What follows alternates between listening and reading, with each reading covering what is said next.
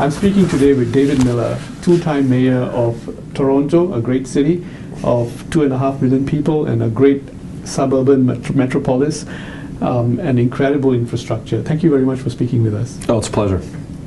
What was your thinking when you were mayor in terms of the responsibility of the state or the city in building some of this infrastructure and the way in which it should fund the infrastructure? I ask this especially because you did have a very colorful term as mayor in some of the decisions that you've made, some of the big infrastructures that you pulled out, and then the ones that you promoted. Well, from my perspective as mayor, and I think I speak on behalf of most Torontonians when I say this, we see it all linked. You know, you have to have a good public infrastructure to have a successful business community and to be a city where everybody's welcome, not just the richest people, everybody. And the way I thought about it was you have to create prosperity and support it in order to have opportunity, and those things only occur in a city that's livable. And a big part of that is having appropriate infrastructure. You know, if you don't have strong infrastructure, the business community can't prosper, and the city won't be livable, particularly things like mass rapid transit, very significant and important for us, as well as the things you mentioned, like our public parks, our libraries, our childcare centers, affordable housing, other things that support the life of everybody so the city can be inclusive.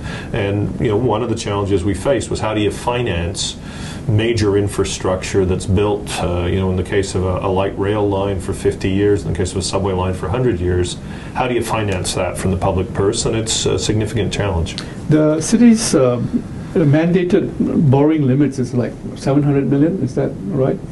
Well, what we chose ourselves to create a ceiling of 15% of carrying costs, and the way we pay for our borrowing, it's like a mortgage. We pay principal and interest, not just interest, but we didn't want it to be any more than 15% of the budget. That was our self-imposed ceiling. Right, but you're fully funded on that front.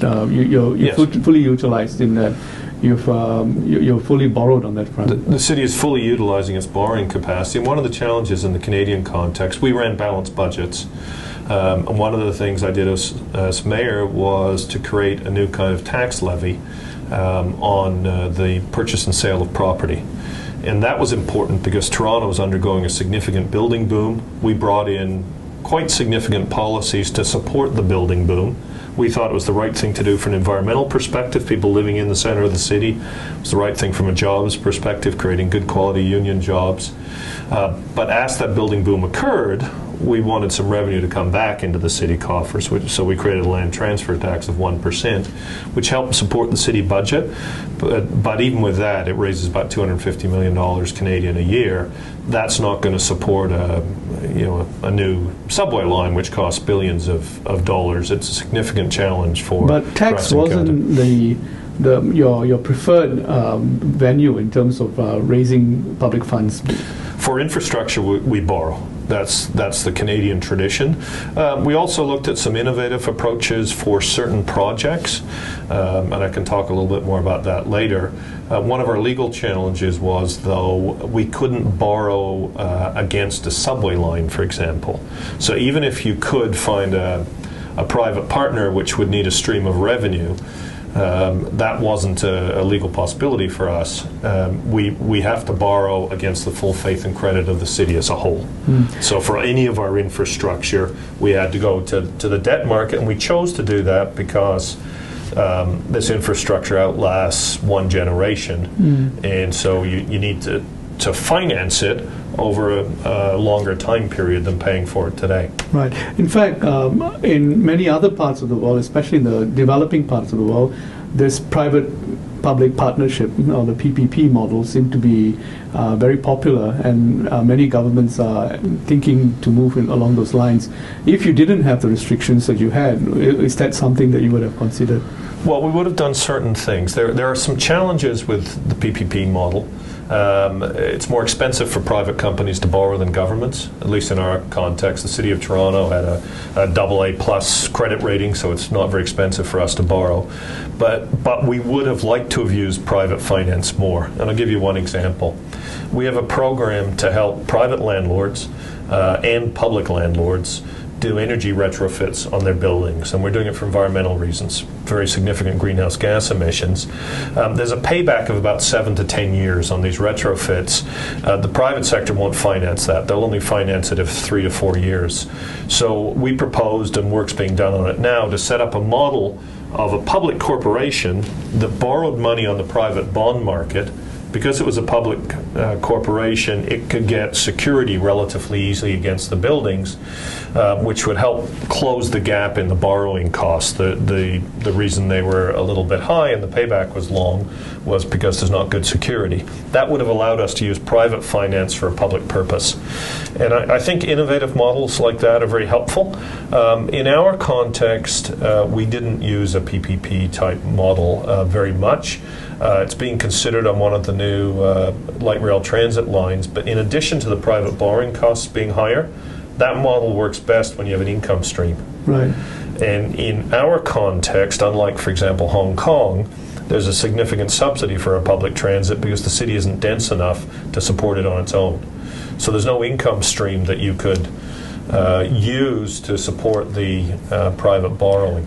Actually, when you look at the PPP model and why it's very popular, the unstated reason really is that it's also a form of political patronage in that although it's called PPP, the public and the private part of the equation is really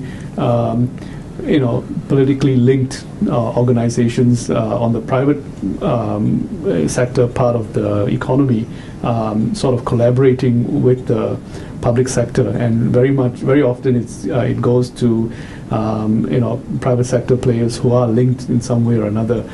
Give us a sense of the Canadian political landscape and why that is not necessary, and how is political patronage devolved here that gives the system its integrity. Well, it's an interesting point you make. I mean, Canada, like many other places, is not without scandals that happen from time to time where people are close to those in power. Often those have been in power too long. Get public contracts, whether it's a PPP model or anything else. However, I'd say our system's pretty good. And one of the reasons we use a traditional procurement model, which is the government borrows the money. Typically, we will put out the contract for bids from private contractors.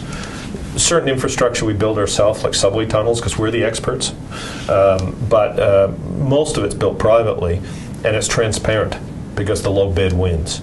So that helps avoid the challenge of influence peddling.